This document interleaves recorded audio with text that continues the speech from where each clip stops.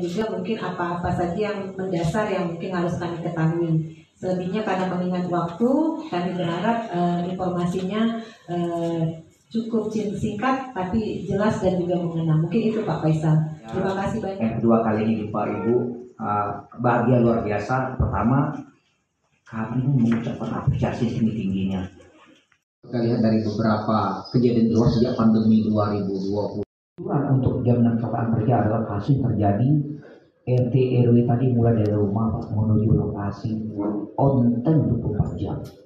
Itu kategori kecelakaan kerja. Dan di sini Bu Fikri, di dalam kasus ini kita tidak ada seleksi peserta. Kasus ini termasuk ahli waris, dan ini yang kecelakaan kerja tadi dokter kita datang ke rumah atas permintaan dari keluarga.